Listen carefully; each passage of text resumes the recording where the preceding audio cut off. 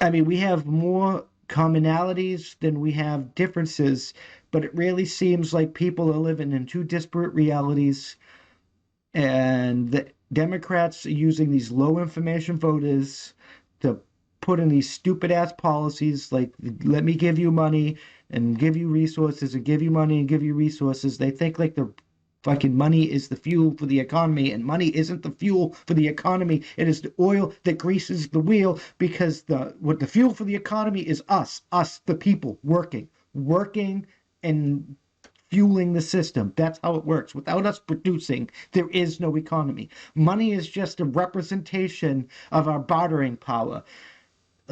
So I make a fence, I sell you a fence for some chickens. That's the bartering power. Money allows me to get that chickens when I can't make a fence, so you can go to somebody that can make a fence because I need chickens and you need a fence. And there's other ways to do that even without money. There's some people experimenting on with community service. So you're a guitarist. You go down to the community center. You need a fence built. They have a constructor that does fences, and he logs some hours that he has to work for the community. So they send him out to build your fence, and you teach guitar lessons in the local community for kids for free for the next 3 months, and boom, you've paid the community. There's other ways to do it, but it's just a representation to grease the wheel. The bartering, the trade, the resources, our labor, that is what's really valuable. And we need to take our power back, because the government gets their right to consent to government, for their authority from our consent of the government. And when they're no longer destructive to those ends, we have to be ready to do what needs to be done. No, I don't want violence. I don't want war, but we have to be willing to get violent if they get violent. Like in Oregon, they were bear macing the police and stuff, and the police were arresting them and keeping them out of the damn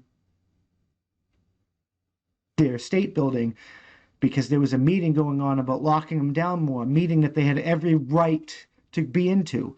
Like they shouldn't have had to mace the police to get into a building they had a right to be at. I have a right to assemble. It doesn't say I have a right to assemble unless there's a disease. I have a right to assemble. It doesn't say why. It doesn't say where. It doesn't say how.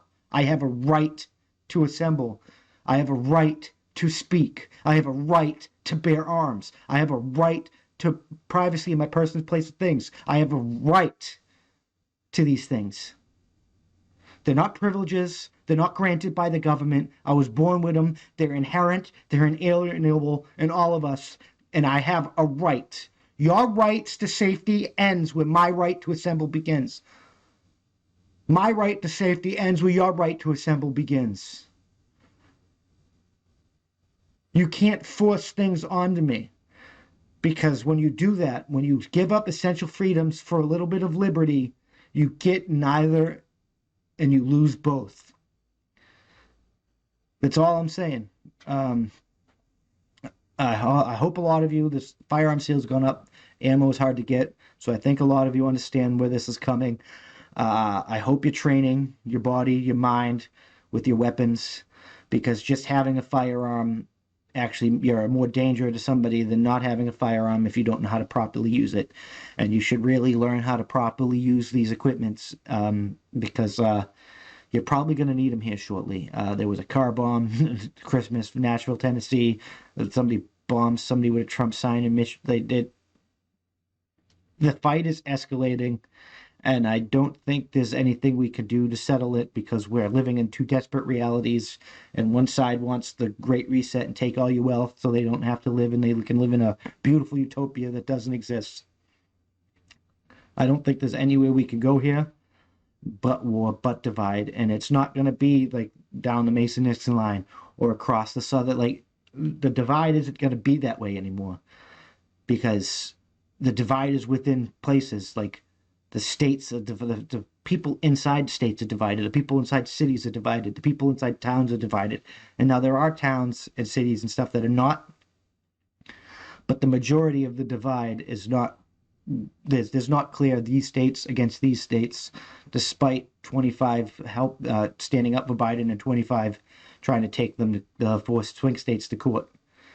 That's just their governments. The people inside those states, they are just as divided. The government and the army and our institutions are just as divided, and people are counting heads. The party's about to begin. I'm just saying. So prepare, be safe, and I'll see you in the next one. Peace.